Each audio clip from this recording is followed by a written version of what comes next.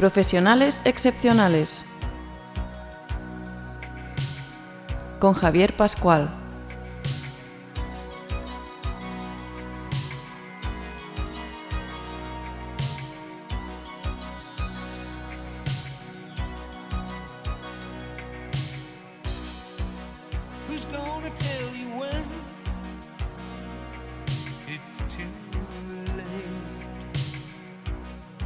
Con el patrocinio de la Fundación para el Fomento de la Innovación Industrial.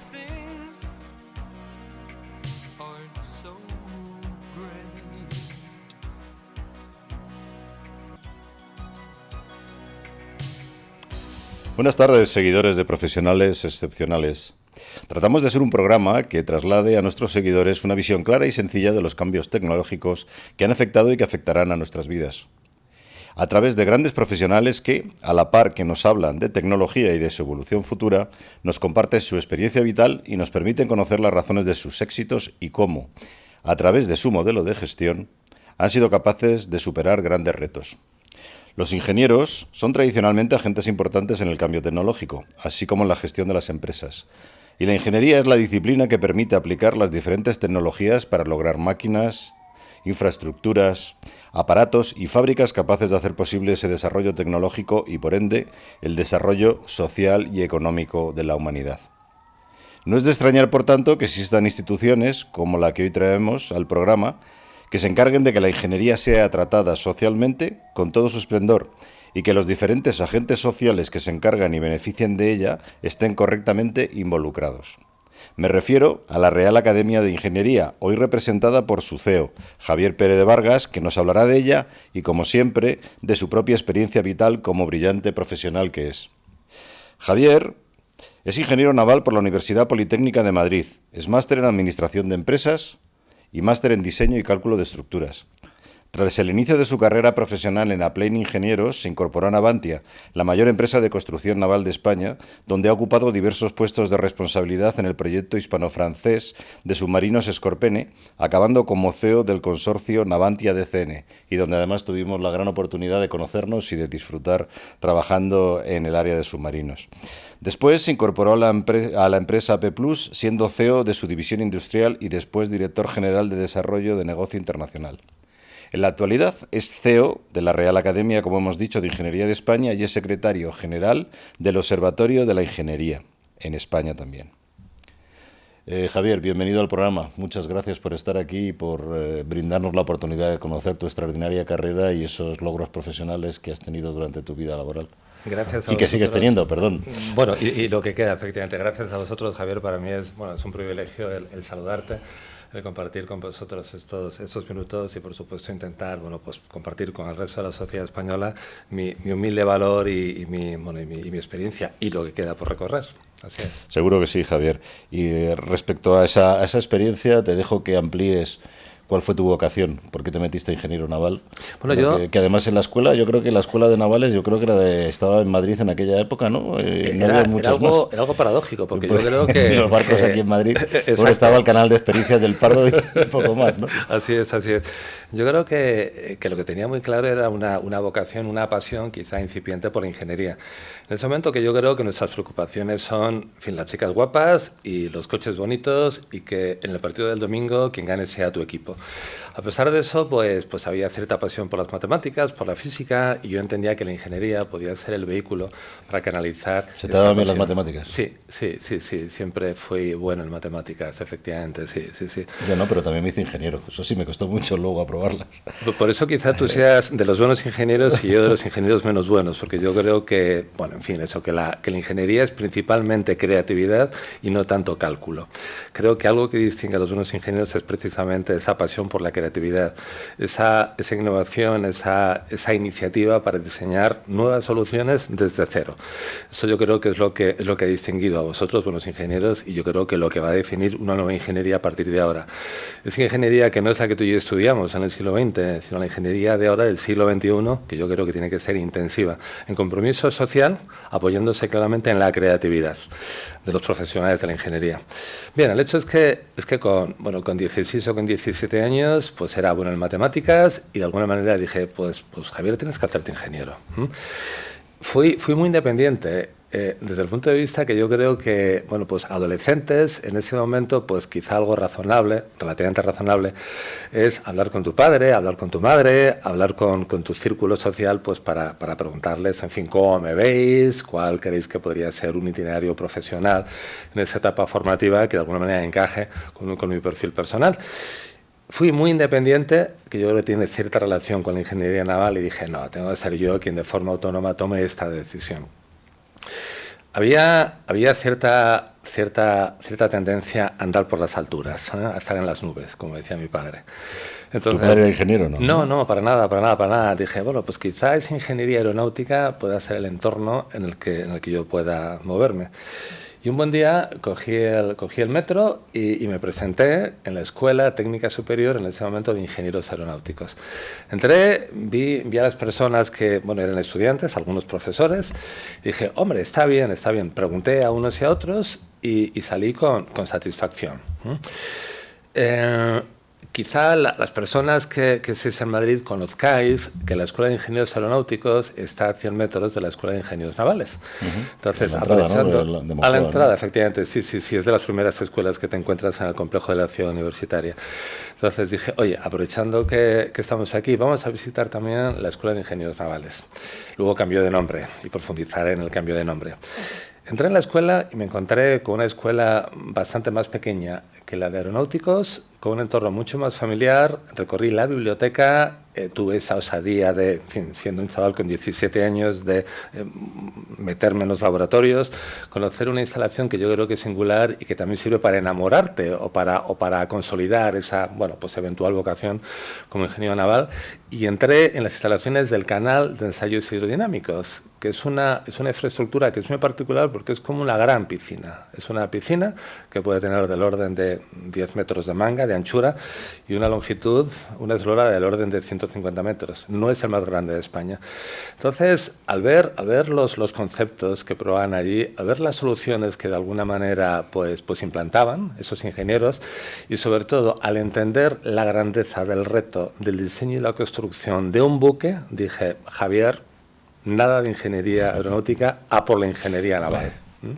Pero por respeto a los aeronáuticos también tienen sus propios túneles de viento y hacen también unas pruebas importantes, ¿no? Absolutamente. Que los aviones vuelen también es un reto. Absolutamente. Esto además se combinó con esos recuerdos que todos tenemos siendo chavales que veraneamos en la costa, que vamos al puerto de la ciudad importante próxima a nuestra playa y contemplamos los barcos y te planteas, ¿cómo es posible que esto flote? ¿Cómo es posible que esto esté durante semanas, meses, a veces años en alta mar? Entonces, eso se entendía como un reto intelectual que yo asumí, que yo hice mío, y de alguna manera se consolidó de esta manera esta vocación como ingeniero naval. Vino además el hecho de que alrededor, en ese momento, en los años últimos 70, pero principios de los 80, la ingeniería naval era una formación de élite. Entonces estaba muy arriba en el ranking de las carreras más difíciles que podías hacer en Europa. Y de alguna manera ese halo de exclusividad, ese hecho de que cada año salían exclusivamente 20 ingenieros navales en toda España, es lo que me incentivó a decir, oye, vamos a afrontar este reto.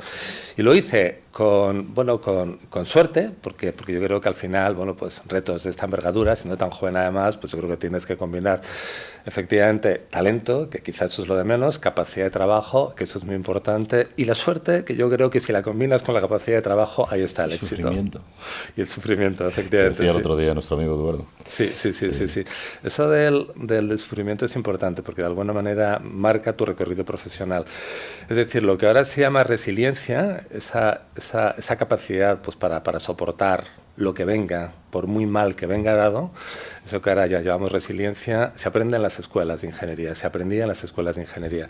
Entonces, eso que, pues como todas las personas que iniciamos estudios de ingeniería, estamos acostumbrados a nuestro BUP, a nuestro COU, yo soy de los que hice BUP y COU, efectivamente, pues a nuestras notas medias de 8,5, 9, incluso algo por encima. Llega hasta el primer examen, que lo recuerdo como si fuera ayer, de cálculo infinitesimal, y recuerdo la nota que me pusieron, que fue 2,3. Yo dije, eso tiene que ser un error, lógicamente. La mía no lo digo, pero fue peor. Entonces fui a ver al catedrático y me explicó que efectivamente los niveles de exigencia eran distintos. Esto llevaba tiempo, ¿no? Que llevaba tiempo, efectivamente. Y gracias a eso, pues yo creo que, en fin, que corregía el rumbo y bueno, pues hice una carrera que para mí fue enormemente satisfactoria y es una mochila de la que nunca me he arrepentido de haberme hecho. Y sigo siendo muy feliz como ingeniero naval. ¿Te gustaban más las estructuras? Porque hiciste un máster en estructuras o más la arquitectura naval. Mira, lo que realmente me gustaba eran los aspectos organizativos, los aspectos de gestión de plantas industriales tan singulares como es un astillero. En esa línea, dentro de las dos especialidades que se podían estudiar en ese momento, ahora se llama máster, pues hice arquitectura naval. Y las asignaturas optativas por las que yo cursé tenían que ver más con esa gestión de los astilleros. Efectivamente, un buque aporta un valor diferencial que no es comparable al de los edificios o al de otras estructuras, que son, bueno, que es que la vertical cambia, digamos, con cada ola. Dirás, ¿cómo puede ser esto? Efectivamente, un edificio, bueno, responde a una única vertical, que es la vertical. Sin embargo, un buque, en sus movimientos de escora y de cabeceo, efectivamente cambia la vertical, cambia la referencia, y eso hace que esos cálculos, esos análisis estructurales, las solicitaciones que soporta las estructuras que configuran un buque sean muy distintas. Por eso, cuando se habla de cuáles son las áreas de conocimiento que distinguen a la ingeniería naval, una de ellas es la estructura, son las estructuras. Hidrodinámica, por supuesto, lo que se llama arquitectura naval, o sea, ese fenómeno, esa magia por la que un buque, por muy alto que sea y por mucho peso que lleve en la parte de arriba, pues raramente vuelca, ¿no? Eso es lo que se llama arquitectura naval. Entonces son, bueno, pues esas áreas que de alguna manera distinguen a los ingenieros navales. En ese momento, ahora es mucho más. Yo soy un apasionado de los barcos y he visitado bastantes y tuve la suerte de ir ahora, que no sé si no habéis ido, y se lo digo a nuestros oyentes, MSC, que es una gran compañía de cruceros, ha hecho los primeros con gas natural. Los han hecho en Santiago del Atlántico. Creo recordar que eran 20-21 cubiertas, por lo menos es lo que tenía el ascensor. Sí. Y ves la altura que tiene y el poco calado que tiene el barco, claro, porque tiene que entrar en puertos donde el calado es limitado, si no estás muy limitado en cuanto al desarrollo económico del buque. Claro. Y lo que tú dices, ¿cómo es posible que se mantenga derecho? Sí. Eso sí, se mueve, O sea, porque cuando tenía el oleaje de lado, evidentemente lo que tú dices, las estructuras deben de estar muy bien calculadas porque los esfuerzos en el barco son importantes. Mira, pero eran barcos, estos cruceros nuevos, son barcos espectaculares que merece la pena ver, pues son ciudades, Cuando los ves amarrados en puertos, son verdaderas ciudades. Claro, que dices, a ver, esto de que parece una ciudad es cuando te enfrentas con las frías cifras, cuando entiendes la grandeza del proyecto. Entonces, que estos buques, que estos cruceros sean capaces de llevar 4 o 5.000 pasajeros, que no es todo el mundo que va a bordo. Javier, que hay una nueva generación. El que te estoy diciendo yo son 10.000 con la tripulación. Impresionante, sí, ahí va. 2.500 tripulantes y 8.000 pasajeros. Sí, pasajeros. Bueno, el proceso de embarque y desembarque es apasionante. Claro. Estos son ciudades a flote, además con un halo de lujo, de bienestar, de vida feliz, que es la que yo creo que la ingeniería tiene que construir. Claro, esto nos introduce en un entorno que yo creo que es importante, que es el de la nueva ingeniería naval. Creo que quizá 2-3 años después de que yo acabara mi formación en la Escuela de Ingenieros Navales, cambió el nombre y pasó a llamarse de Escuela de Ingenieros Navales a Escuelas de Ingenieros Navales y Oceánicos. Entonces creo que fue inteligente porque introdujo un nuevo entorno de despliegue quizá o desempeño profesional de los ingenieros navales, que son los océanos. No tengo que decirte que la humanidad existirá si, solo si, somos capaces de extraer de los océanos esos recursos cuyo empleo conlleva o facilitará la vida de las personas, de los hombres y de las mujeres. Estoy hablando, por supuesto, de energía, que yo creo que ya el que más, el que menos entiende qué significa una central de producción de energía gracias a las mareas, gracias a las olas, y por supuesto mucho más conocido esta generación eólica marina que de alguna manera está en cada periódico, en cada medio de comunicación cada día. Aparte de la energía, los recursos alimentarios son escasos. casos. Hay un reto que también es muy de la ingeniería, que se ha formulado como seguridad alimentaria. Estoy convencido de que nosotros nos moriremos sin grandes problemas de alimentación. Nuestros hijos y nuestros nietos, yo no estaría tan seguro. Sí. Exacto. No se trata solamente de ese tercer mundo, ese África, ese Asia, esa parte pobre de Asia, ¿no? Sino que yo creo que nos tocará a todos. Y los océanos son una fuente, pues muy importante, muy considerable de esos recursos alimentarios que nos van a dar la vida, evidentemente. Minería. Pues yo creo que ahora nos enfrentamos a muy nuevas tecnologías que de alguna manera nos hacen pasar de página en lo que se refiere a los recursos minerales que eran frecuentes en el siglo XX. Entonces, estos nuevos minerales, estos nuevos materiales, en tierra firme se encuentran, pero no mucho. Donde realmente se encuentran es en el fondo de los océanos. Entonces, aquí nos encontramos con un entorno de desempeño o de desarrollo profesional también de la ingeniería naval y oceánica. ¿Se podrá extracción minera en grandes profundidades? Sí. Aparte de petróleo. Sí. Si se extrae petróleo, si se extrae gas, ¿por qué no se van a extraer otros minerales? Sí, sin ninguna duda, sin ninguna duda. Sí, aquí el reto es la profundidad. Ahora hay... No es lo mismo meter presión y cargas y petróleo que sacar piedras, ¿no? No, está claro. Si hay dragas, como tú sabes, que permiten dragar, es decir, extraer... A muy grandes profundidades, ¿no? A muy grandes profundidades, no, efectivamente, sí. Y la pregunta es, ¿qué es una alta profundidad, no? Pues yo creo que esto es como todo. No te estoy cuestionando, me está encantando lo que estás diciendo, pero no sabía que había iniciativas ya en eso. Sí las hay. Piscifactoría, evidentemente, pues también es mucho más cotidiano, ¿no? En resumen, que yo creo que la era de conocimiento en la que me formé tuvo un gran pasado, tiene un presente que yo creo que está atravesando pues momentos débiles, pero creo que el futuro entre todos vamos a ser capaces de hacerlo más feliz. Bien, el hecho es que efectivamente acabé mi carrera, completé formación con esos posgrados que en ese momento era frecuente, quizá en administración de empresas. Luego completé esa formación técnica en lo que tenía que ver con diseño y cálculo de estructuras, que para mí es importante. Hay una estética social, la gran estructura que yo aprecio, que yo valoro. Y yo creo que incluso antes de acabar mi ingeniería estaba ya trabajando. Era un momento muy bueno para los ingenieros jóvenes. De alguna manera venían a buscarte, literalmente, a las escuelas antes de que acabaras. Entonces tuve una corta experiencia profesional en una mediana empresa de ingeniería de la que guardo un recuerdo pues intachable, por supuesto. Y enseguida pues la pasión por los barcos me llamó. Me encontré felizmente con dos ofertas de trabajo de respectivos astilleros que luego pues convergieron, o sea, en su evolución corporativa pues se fusionaron, que eran en ese momento lo que se conocía como Empresa Nacional Bazán y lo que se conocía como Astilleros Españoles. Militar y civil. Militar y civil. Eran respectivos grupos públicos de construcción naval, militar, Bazán, y civil, Astilleros Españoles. Entonces tomé una decisión de esas que yo creo que me vino una buena inspiración. Aparte, independientemente de que el salario que me ofrecían estaba un poco por debajo en la construcción naval militar, opté por los buques de guerra. Recuerdo como si fuera ayer una última entrevista que tenía con el responsable de recursos humanos en ese momento en Bazán. Y me dijo, Javier, ¿dónde quieres ir? ¿Quieres ir a Ferrol? Tenemos astilleros en Ferrol, tenemos astilleros en Cádiz, en San Fernando exactamente, en Cartagena, ¿o quieres quedarte en Madrid? Dije, me da exactamente lo mismo, pero no quiero quedarme en Madrid. Yo lo que quería era ver, tocar, respirar barcos. Eso es lo que yo quería. Caí en el astillero de Bazán en Cartagena, con mucha fortuna, porque en ese momento se había firmado un contrato muy importante que tenía que ver con una clase de cazaminas para la Armada Española. Los cazaminas en ese momento eran buques muy interesantes. ¿Por qué? Porque se diseñaban y construían a partir de una tecnología...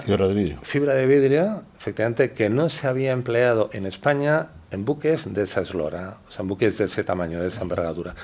Entonces hubo que viajar, hubo que aprender del que sabe, hubo que estudiar mucho y de alguna manera fuimos capaces de desarrollar una tecnología propia de poliéster reforzado con fibra de vidrio. Que no era todo. Aparte de la fibra de vidrio, había otros elementos estructurales que tenían que responder a unas exigencias muy importantes de amagnetismo, es decir, que no dejaran firma magnética. ¿Por qué? Las minas explotan. Porque hay minas que se activan efectivamente, bueno, pues por la firma magnética de los buques o submarinos que se aproximan. Entonces, bueno, pues fueron nuevas tecnologías, fueron años preciosos, efectivamente, por esa carga de aprender y de poner en marcha un proyecto. Un ingeniero como tú, también con experiencia larga, sabes que en los proyectos largos hay un primer tercio del proyecto que es interesantísimo, es lo más bonito, es cuando sientas las bases estratégicas de lo que va a ser el éxito del proyecto. Yo tuve esa fortuna, efectivamente, de trabajar en el diseño y en la construcción de esta clase de buques cazaminas. En ese momento hubo una moda que, bueno, que de alguna manera pues tuvo su apogeo pues unos años después y todavía continúa, digamos, con su estela, que se centraba en las necesidades de muchas armadas del mundo de submarinos. Entonces, el submarino es un buque que de alguna manera denota el nivel de disuasión, el poder, digamos, de una armada, o la capacidad de defensa y de ataque en su momento, o de disuasión de una armada. Por eso, en general, todas las armadas del mundo pues aspiran a tener submarinos. Cuanto más reciente sea la generación del submarino, mayor es el poderío de la armada. En ese momento hubo una decisión estratégica en Bazán que consistió en que se iba a apostar por un producto que era muy innovador, era de una carga tecnológica elevadísima y que de alguna manera se configuraba como una apuesta país, una apuesta por la ingeniería, por la tecnología del país, que era el submarino. En el astillero de Bazán en Cartagena había un pasado de construcción de submarinos a partir de unos proyectos que eran franceses, de una empresa que en esos años se llamaba DCN y que luego pues en los últimos 20 años se ha ido cambiando de nombre y sigue siendo pues una de las empresas más relevantes de construcción naval militar del mundo. Entonces participé también en la negociación de los acuerdos que nos permitieron ir de la mano de esta empresa en un programa de diseño y construcción de unos submarinos convencionales de nueva generación. Era el último grito en submarinos no nucleares, con lo cual efectivamente era un reto. Con una fórmula industrial que además era enormemente interesante, que era efectivamente el diseño era repartido entre las oficinas técnicas de la empresa francesa y de Bazán como empresa española, y luego la solución industrial era la mitad de proa del submarino se construiría en el astillero francés, la otra mitad se construiría en el astillero español y de alguna manera se integrarían, pues donde tocara, ¿no? Así trabajamos tú y yo con el de Chile. Así trabajamos tú y yo con el de Chile, que fue el primer submarino Scorpion, que navegó, efectivamente. Que por cierto, con un resultado impecable. Mantengo un contacto próximo con la ¿El de Chile tenía propulsión anaerobia? No. No llegaba a tenerla, era convencional, ¿no? Sí. Porque había una versión, ¿no?, que era anaerobia, que podía tener pila de combustible y ir como el S-80, ¿no? Sí. Esto hay que viajar a los años 90, seguramente. Entonces, el concepto de propulsión submarina independiente del aire era todavía, digamos, como muy lejano. Había soluciones, pero muy incipientes. Conocerás, evidentemente, esta expresión inglesa, este acrónimo que es TRL, que de alguna manera transmite el nivel de madurez tecnológica. Hay que pensar que los TRLs de sistemas AIP, sistemas de propulsión independientes del aire, en los años 90, a duras penas alcanzaría un 3. Ahora está industrializado, o sea, está navegando. Hay soluciones de AIP en submarinos que están navegando. El hecho es que la solución industrial que te comentaba fue muy innovadora. Efectivamente, no consideraba una IP, sí que se vendieron, se firmaron contratos de submarinos con AIP, pero más adelante. Y soluciones AIP que fueron exactamente para Pakistán, que de alguna manera no alcanzaron las expectativas que todos queríamos, ¿no? Efectivamente. AIP, para que nos entiendan, sí, por ponerlo más simple, yo soy más simple que tú porque no soy naval. Pues lo explico con mucha claridad. El gran cambio fueron los submarinos nucleares, porque los submarinos nucleares no necesitan evidentemente llevar tubo de escape, no llevan motores diésel. Correcto. Correcto. Los otros submarinos tendrían que Sí, salir a la sí, sí. superficie Sí. con el tubo de escape para Sí. cargar las baterías Sí. y luego ya dependían de baterías.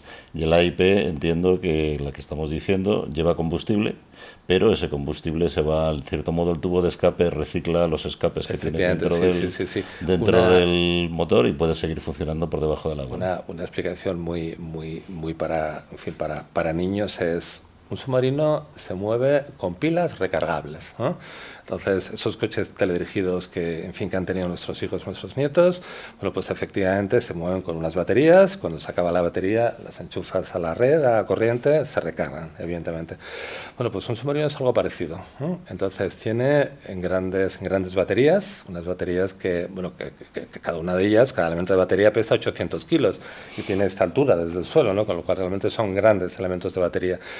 Llega un momento que se agota, que se descarga. Hay que recargar esos elementos de batería. ¿Cómo? A partir de un grupo generador, varios grupos generadores que van a bordo.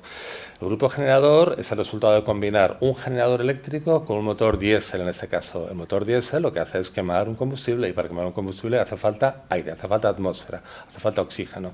El submarino, pues, en su medio natural no alcanza ese oxígeno, con lo cual tiene que hacer algo que se llama snorkel.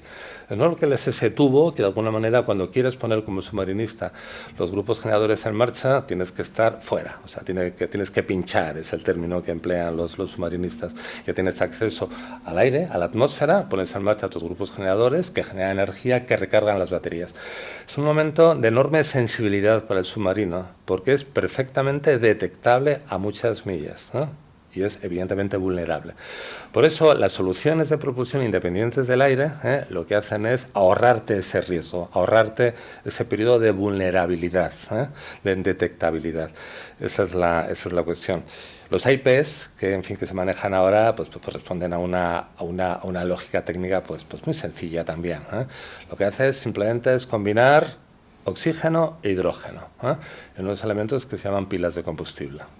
Entonces, combinando oxígeno e hidrógeno, lo que se produce es agua, efectivamente, que es un residuo absolutamente verde, absolutamente circular, y energía y electricidad. ¿Cuál es el problema en un submarino? Bueno, pues de dónde sacas el oxígeno y de dónde sacas el hidrógeno. Entonces, el oxígeno es almacenable a bordo con relativa comodidad, en unas condiciones de criogenia, de temperaturas ultra bajas, que efectivamente son también un reto técnico, pero ya está resuelto. Y lo que no está tan claro es la solución de almacenamiento de hidrógeno, que es muy complicado. Entonces, se opta por generar el hidrógeno a partir de unos procesos químicos que se llama reformado, que de alguna manera se requiere un arte técnico, una tecnología muy exclusiva. Entonces, esos sistemas de propulsión submarina independiente del aire lo que hacen es, en esencia, combinar oxígeno e hidrógeno, y lo que hacen es separar esos momentos en los que el submarino es visible por el enemigo, con lo cual aumenta la seguridad y de alguna manera el nivel de disuasión que ofrece el submarino como arma, como buque de guerra, en esencia. Sí, eso es. Es el submarino que ahora mismo está empezando a funcionar en la Armada Española, ¿no? Exacto. El S-80. El S-80, sí. Yo soy un ingeniero afortunado porque he tenido el privilegio de dirigir todos los programas de submarinos que se han construido, se han gestionado en España en los últimos 30 años. Entonces hubo una época de mi vida profesional, estando también en Bazán, que luego se convirtió en la empresa actual, que es Navantia, que llevé el timón en sentido técnico, quiero decir, en el sentido industrial del S-80, que fue también un tiempo precioso, porque volvió a coincidir con ese primer tercio de los programas, que de alguna manera tomas esas decisiones estratégicas que son importantes. Construyes, digamos, el futuro estratégico del programa. Ahí yo creo que quizá lo más brillante fue alcanzar ciertas alianzas técnicas con las empresas que de alguna manera iban a afrontar los desarrollos de un reto tecnológico como era este sistema de propulsión independiente del aire. Luego también otro tema quizá un poquito más frívolo, pero igualmente interesante, fue el cerrar el acuerdo de suministro del sistema de combate del submarino con una multinacional americana, con la que Navantia sigue en un contacto muy, muy próximo. De hecho, bueno, pues es una empresa que está muy de moda en España y he visto en las noticias que ha firmado un convenio de colaboración muy, muy prometedor con otra de las grandes empresas tecnológicas españolas como es Indra. Eso es. El hecho es que dediqué, bueno, pues casi 20 años de mi recorrido profesional a ejercer mi profesión como ingeniero naval, en esencia. En un entorno que eran los submarinos, que me permitió viajar mucho y conocer a muchas personas interesantes, evidentemente. El viajar mucho, creo que como ingeniero y por supuesto como persona es fundamental. Entonces, proporciona apertura de mente, ¿verdad? Absolutamente. Esa participación en reuniones muy, muy diversas, con personas radicalmente distintas a ti. Y sobre todo constatar la importancia de tu compromiso, de tu trabajo, de tu formación. A la hora de ganar el respeto de la persona que tienes enfrente, eso es muy importante. No tengo que decirte que, por ejemplo, con Francia había reuniones pues todas las semanas, ¿no? Entonces, los ingenieros franceses son ingenieros franceses y cuesta mucho ganarte su respeto. Entonces, para los ingenieros españoles, y tú lo sabrás perfectamente, se generaba con mucha rapidez ese ambiente de camaradería, ese ambiente de trabajo en equipo, ese respeto mutuo, que con otros ingenieros no era nada fácil de alcanzar, ¿no? Desde el punto de vista de los franceses, quiero decir. Esa etapa tan interesante y tan bonita para mí como fue el de la aplicación de la ingeniería naval, el de la dirección de estos programas de submarinos, acabó. Entendí que la vida profesional había que continuar cultivándola y pasé a la empresa privada, en un entorno muy intensivo también en ingeniería y en servicios tecnológicos, en un momento, digamos, pues singular, en una multinacional española que se sigue dedicando a la ingeniería y a los servicios tecnológicos. En un momento tan particular como fue la adquisición de esta empresa por parte de un capital riesgo americano. Entonces yo creo que realmente si quieres aprender a dirigir una empresa con rigor extremo, intenta que tu accionista sea un capital riesgo, porque de verdad vas a entender lo que es rigor y exigencia, a la hora de Hablamos de AP+, ¿no? Tu etapa en AP+. Hablamos de A+, efectivamente. Entonces era una empresa que en ese momento era el resultado de la agregación de otras muchas empresas pequeñas, efectivamente. Fue comprada por un capital riesgo americano, Carlyle, con los que generé una proximidad personal y sobre todo Para los que le interese a nuestros seguidores, Carlyle también es ahora dueño también de Cepsa. Correcto, sí, es uno de los accionistas principales junto con los árabes, sí, efectivamente, sí, así es. El hecho es que fueron años también en la empresa privada que de alguna manera pues continué aprendiendo y continué pues de alguna manera perfilando esa forma de hacer las cosas. Creo que hubo ciertos aspectos comunes en mi etapa de gestión en Navantia que, pues, como decía, eran comunes, coincidían con los de A+. Que sin duda era ese respeto a la persona, esa consideración, ese intentar proyectarte en los zapatos de la persona que tienes enfrente, entender cuáles son sus criterios, cuáles son sus mecanismos de decisiones y cuáles son sus palancas. Lo que es evidente... Motivación y emociones, muy importante en las relaciones laborales. Así es, estoy de acuerdo contigo. Lo que es evidente es que el arte del buen gestor, la habilidad del líder, está en gestionar la convergencia entre los intereses corporativos y los intereses personales, que prácticamente nunca se limitan a la parte económica, ¿eh? Hay salarios intangibles, hay salarios emocionales que de alguna manera pues facilitan esta gestión. En mi recorrido profesional, este respeto a las personas, escucharlas, pues atender, digamos, sus necesidades y contribuir a soslayarlas, creo que ha generado grandes satisfacciones. Y yo creo que la mejor prueba es pasear por tu ciudad o por las ciudades en las que has estado. Creo que al final del día el éxito profesional podría medirse con el número de personas con los que coincides, a los que saludas y te saludan y en los que constatas ese aprecio, esa mirada de cariño. Entonces está claro que el PIG, la cuenta de resultados de una compañía es muy importante, pero también este PIG emocional, pues yo creo que es muy importante. Yo creo que de alguna manera en el siglo XXI lo que es evidente es que ya se solapa, o sea, se genera, digamos, esta convergencia entre la motivación de los colaboradores, ¿no?, y el éxito de la empresa en la que tú trabajas y, por supuesto, en la que recibes ayuda de ese colaborador. Sí. Si te parece, hacemos un pequeño corte y seguimos luego hablando ya de esta siguiente etapa tuya en la academia, ¿vale? Como tú quieras.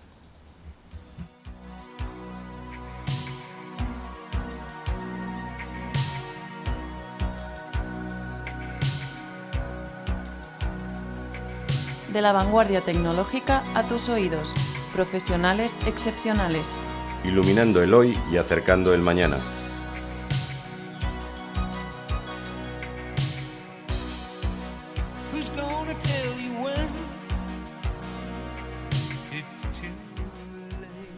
Javier, nos hemos quedado en tu etapa en AP Plus, o A Plus, ¿cómo lo llamas tú? Plus, sí, correcto. Y al final, hoy estás trabajando en la Academia de Ingeniería. Cuéntanos un poco esa transformación, cómo es que terminaste enrolado en la Academia y sobre todo cuéntanos qué hace una una Real Academia de Ingeniería en España, ¿no? Sí. Esa última etapa en A+, pues fue particularmente intensa. Había un plan de crecimiento que requería analizar y materializar ciertas adquisiciones, comprar empresas fuera de España, en geografías con mercados que eran interesantes para el negocio de la compañía, de A+.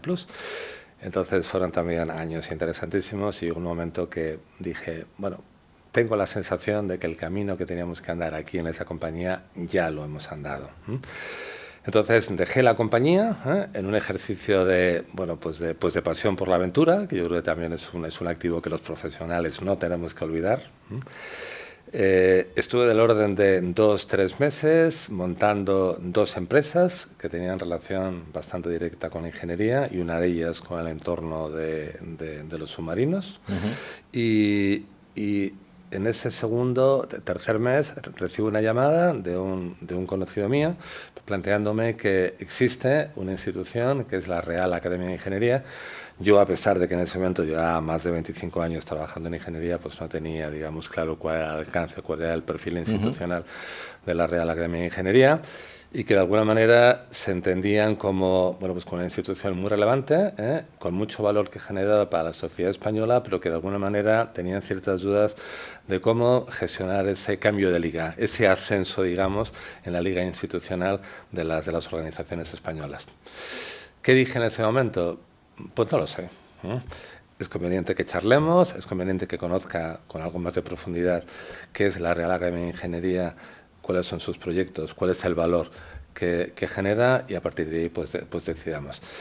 Me llevó 3 días el decidirlo. Entonces me encontré con una institución que encajaba, pues yo creo que como anillo al dedo, con unas expectativas, con un compromiso social y profesional que yo experimentaba en ese momento. Ya cuando pasan los años como profesional te das cuenta que el trabajo es muy importante, pero no lo es todo. Tienes que ser capaz de matizar tu rumbo de manera que retornes, devuelvas a la sociedad unos favores, un compromiso que ha ejercido contigo. Entonces vi con mucha claridad que la Real Academia de Ingeniería era un escenario que podía facilitar, digamos, ese devolver lo que yo había recibido de la sociedad. Y dije que sí, que adelante.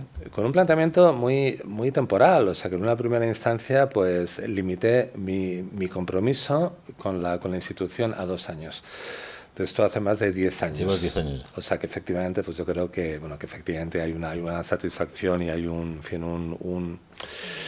recorrido que de alguna manera ya se han dado, pero con la sensación muy firme de que queda mucho camino que hacer. ¿Cuándo se creó la academia?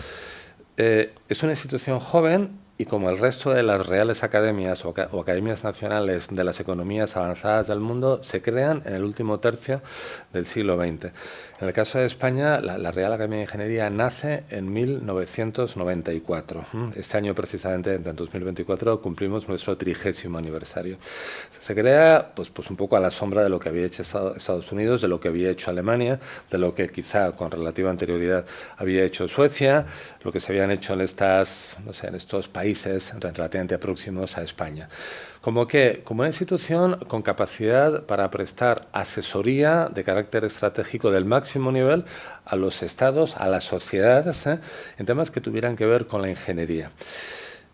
Es importante que matice qué significa ingeniería para mi institución, para la Real Academia de Ingeniería. Ingeniería no es solo diseño, ingeniería no es solo cálculo.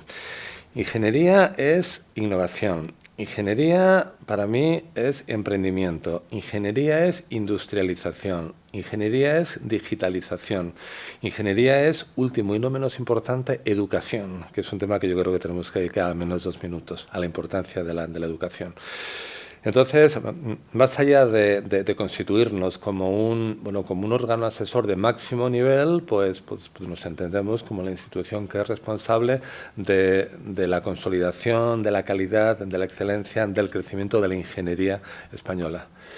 Claro, cuando hablamos de ingeniería española, y tú en esto también tienes incluso más experiencia que yo, está claro que la ingeniería española es ingeniería global, es ingeniería que llega al último rincón del mundo. Entonces, si bien somos una institución con un carácter geográfico limitado a España, tenemos proyectos que nos permiten movernos por el resto del mundo.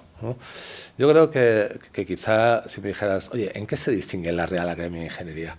Yo creo que los dos elementos que se presentan como ventajas comparativas es el talento de los expertos que participamos en las iniciativas de la Real Academia. Luego también eso que yo llamo posicionamiento. ¿Nos cuentas qué tipo de iniciativas tenéis? Efectivamente, sí, sin duda. Luego, esa segunda ventaja comparativa tiene que ver con lo que yo llamo posicionamiento institucional. Una institución es tanto más reconocida según su nivel de relaciones, ¿eh? Y los entornos en los que se generan esas relaciones. En eso nosotros, pues yo creo que somos singulares, en el sentido de que tenemos una relación estrechísima con las administraciones. Empleo el plural con conciencia. Está claro que con las administraciones autonómicas, con los gobiernos regionales, hay una relación estrechísima. Y te contaré luego ejemplos concretos. Con la Administración General del Estado, pues con los ministerios que tienen que ver con la ingeniería, con la tecnología, que son todos, tenemos una relación muy estrecha. Con el concepto de ingeniería que has comentado antes, son todos. Absolutamente. Tenemos una relación muy estrecha. Continuamos aguas arriba con Bruselas, con la Comisión Europea. También hay una relación estrecha, a pesar de la distancia. ¿En qué términos? En los términos de que a la hora de promulgar ciertas políticas que de alguna manera tienen que ver con la técnica, se hacen asesorar de organismos como la Real Academia de Ingeniería. En general nos hacen relativo caso. Sí que es importante, digamos, el gesto de que el político considere que la opinión del técnico es considerable a la hora de legislar. Eso es muy importante. Emitís informes independientes. Emitimos informes claramente independientes del sesgo político del gobierno que toque, tanto en España. ¿Y esto lo hacéis con colaboradores externos? Esto se hace asociados. A veces con colaboradores externos, a veces de forma autónoma, según el tipo de informe. Te pondré algún ejemplo ahora. En resumen, posicionamiento institucional muy próximo a las administraciones, como ese órgano asesor de alto nivel. Un poquito para ilustrar este comentario de nuestra independencia política, efectivamente tenemos una vinculación directa con nuestro jefe, que es el rey.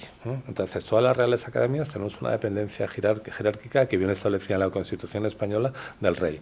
Entonces, esto, de alguna manera, es un elemento que garantiza la independencia política de ese tipo de instituciones, cosa que también es importante. Continúo con el posicionamiento institucional, relación estrecha con las administraciones, relación muy estrecha con lo que yo llamo agentes de conocimiento, universidades, centros tecnológicos. Está claro que la ingeniería se genera en estos entornos, es generada por esos agentes de conocimiento. Y hay una relación particularmente estrecha con con el sector productivo, con las empresas. La ingeniería tiene sentido si, solo si, se ejerce en la empresa. Si el sector productivo se convierte en intensivo en ingeniería. Eso es lo que, bueno, pues de alguna manera es una de las asignaturas pendientes de nuestra economía española, ¿no? Que tenemos un sector productivo que de alguna manera tiene un porcentaje a todas luces insuficiente de industria, ingeniería y otra parte que también es muy importante y muy respetable, que tiene que ver con servicios de mayor o menor valor añadido. Está claro que, que las políticas que España necesita en este momento, que sin duda es convergente con el sentido de estos fondos que estamos recibiendo de Europa, que llamamos Next Generation, tiene que ver con esta evolución, con este rediseño de nuestro sector productivo.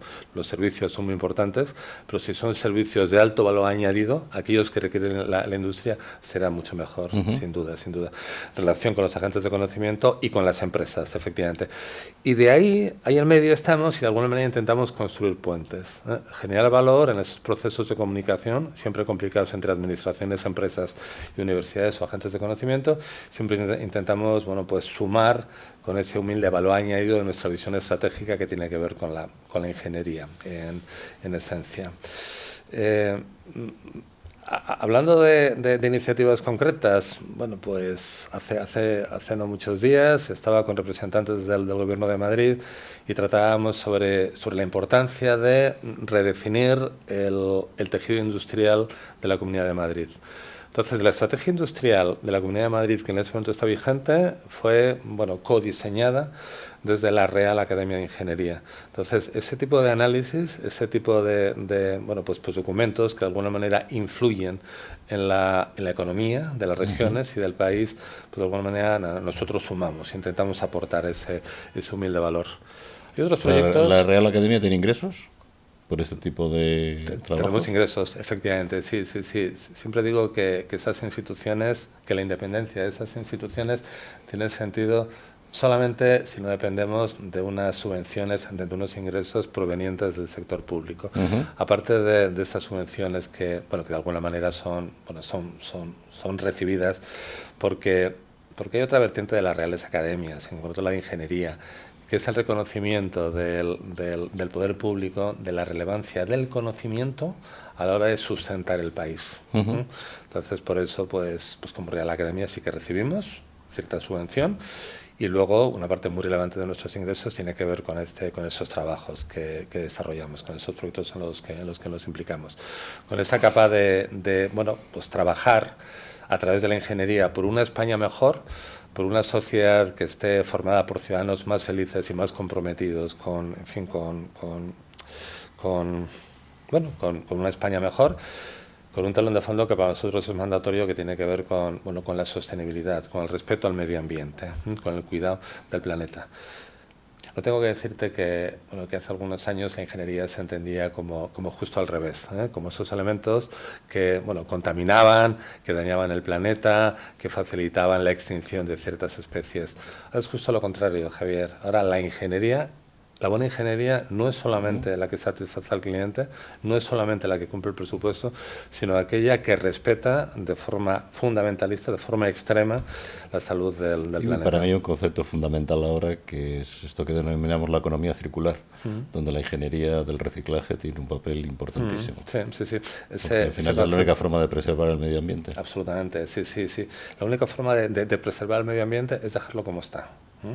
Eso significa que tenemos que apostar por procesos industriales con residuos cero. Eso significa que cualquier residuo de un proceso industrial debe de convertirse en materia prima de otro proceso industrial. Entonces, esta lógica es pura ingeniería.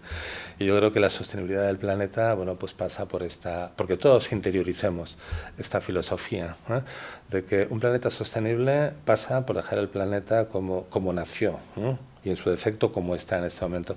Y eso requiere, residuos cero, efectivamente. Y hablabas antes de la educación, lo fundamental de la educación, ¿no? Sí. Que es una parte también de la ingeniería. ¿Qué Sí. opinas de los ingenieros, de la formación de ingeniero en España? Hemos tenido grandes ingenieros, tú lo sabes bien. Y seguimos dando grandes ingenieros y grandes gestores, yo siempre lo digo en el programa, ¿no?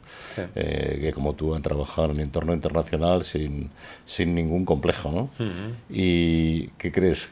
Hablando ya un poquito del futuro, ¿qué deberíamos hacer? ¿Qué es lo que propiciáis vosotros desde la academia en Yo creo cuanto que a evolución de la ingeniería y de la educación que necesitamos dar a nuestros ingenieros?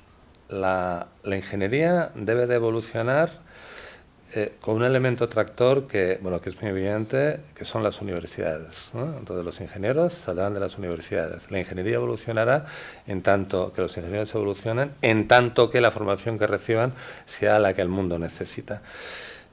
En los últimos años ha habido cambios en la arquitectura de los programas, de los currículums de la formación en ingeniería. Bueno, pues cuando yo estudié, que tampoco hace tantos años, pues manejábamos ingenierías de 5 o 6 años, en general eran 6 años, y salías, digamos, con unas competencias que te permitían afrontar, pues proyectos de cada especialidad sin límite. Sin límite de sufrimiento. Sin límite de sufrimiento, tú lo has dicho. Ahora sabes que la fórmula es distinta. Se hizo un esfuerzo de aproximarnos a una dinámica educativa universitaria, o sea, educación superior, que en Bruselas está muy implantada, muy vigente, que desagregaba la formación del ingeniero en 2 etapas formativas. Que es lo que ahora en España se llama grado en ingeniería, que si quieres puedes continuar con tu formación y alcanzas tu máster en ingeniería, y si quieres puedes continuar alcanzando tu doctorado. Claro, ahora hay una situación particular en el sector productivo, pues no solamente español, sino europeo o mundial, y es que las empresas necesitan de ingeniería y necesitan de ingenieros, ¿no? Por este motivo, las empresas acuden a las universidades, ¿no? Y formalizan contratos o precontratos con los jóvenes que están a punto de acabar la carrera en su nivel mínimo, en el nivel de grado. Y de manera, estos jóvenes se dan cuenta de lo motivante, que es trabajar en una empresa, trabajar en un proyecto, viajar, conocer a otras personas, y de alguna manera dejan al lado de su recorrido esa formación continua, ese compromiso con tu formación. Y pocos son los que continúan con el máster. Entonces, de alguna manera, de una forma tácita, quizás sin darnos cuenta, se está poco a poco degradando la formación del ingeniero español. No digo que un joven, cuando salga con su primer diploma de graduado en ingeniería, deje su recorrido profesional y se centre, vuelva a su escuela, a su universidad. Digo que lo haga compatible, pero que se dé cuenta que la velocidad del mundo es tal, ¿no?, que continuará siendo un profesional, digamos, demandado, si solo si se forma cada día. No hablo del sábado y el domingo, hablo del lunes, martes, así es el domingo y el lunes vuelve a empezar. Este concepto de la formación durante toda tu vida, pues yo creo que nosotros lo vivíamos pues casi de forma inconsciente, porque es que día a día leíamos artículos, asistíamos a conferencias, aprendíamos de nuestros mentores, ¿no?, y aprendíamos día a día. Ahora es mucho más claro, ¿no? Y yo creo que el compromiso de los profesionales con nuestra formación permanente es algo que tiene que estar en lo primero que hagamos cada día. Nos comentabas al principio, sobre todo además del paso, ¿no?, de la matemática, la física a otros soft skills, ¿no?, y a algo más de manejo emocional, ¿no?, de las situaciones. Sí. ¿No? ¿Esto tú crees que se está dando ya en las escuelas? En muy pocas. Cuando te presentas a un proceso de selección, echan un vistazo evidentemente a tus estudios, donde los has cursado, efectivamente echan un vistazo en diagonal a tu expediente académico, porque yo creo que las notas son solo relativamente importantes.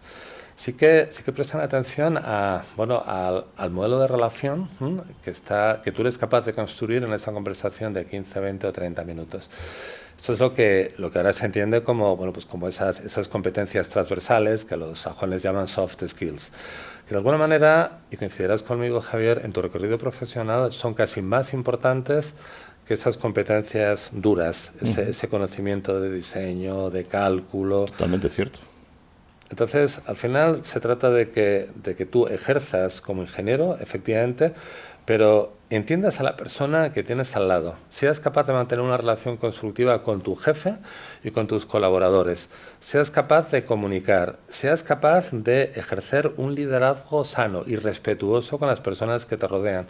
el liderazgo en el siglo XX era un liderazgo, vamos a decir, monolítico, en el sentido de que el jefe del proyecto era aquel, el director de la compañía es aquel, el presidente del grupo es aquella otra persona. Ahora el liderazgo es el que sabe lograr el consenso. Sí, el liderazgo es muta, en el sentido de que en un equipo de 6, 8 personas, en esta hora el líder podrá ser tú.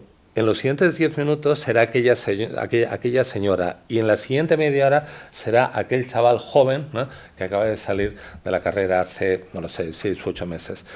Entonces creo que este liderazgo es uno de los aspectos que quizá aportan una mayor diferencia en la dinámica quizá corporativa o profesional del siglo XXI con lo que nosotros aprendimos en el siglo XX y por supuesto una capacidad de comunicación como herramienta fundamental para convencer, para influir. Entonces, el buen ingeniero tiene que ejercer esa influencia, tiene que ser capaz de transmitir unos valores que él ha proyectado en su desarrollo, en su proyecto. Y eso es fundamental, y eso se consigue comunicando, y eso se consigue generando esa empatía que es fundamental. Y esto puedes aprenderlo, pero con muchos tropiezos. Y si recibes esos tips, como dicen ahora, esos consejos, esas orientaciones en la universidad, tanto mejor. Hay universidades que efectivamente lo consideran en sus planes de estudio y otras que no. Creo que es un reto para las universidades, pues el asumir, digamos, esas otras competencias con las que sus egresados deben de salir. Muy interesante. Pues no sé si quieres añadir algo acerca de la academia o... Bueno, en la academia estamos para construir una sociedad mejor, estamos para generar valor, combinamos quizá estas áreas muy disruptivas, estas nuevas tecnologías con elementos muy convergentes con el bienestar de la sociedad, con el respeto al planeta y de alguna manera ponemos al servicio de nuestra sociedad y del planeta la ingeniería, el conocimiento de, en esencia, todos los ingenieros españoles que encontramos en la academia de nuestra casa. Muy bien, Javier. Pues agradecerte que hayas estado en este programa, invitarte a que vengas cuando quieras a continuar con tu excelente disertación acerca de lo que es la ingeniería y muchísimas gracias por participar en este programa. Ha sido un placer contar conmigo siempre que queráis. Muchas gracias. De la vanguardia tecnológica a tus oídos. Profesionales excepcionales. Iluminando el hoy y acercando el mañana.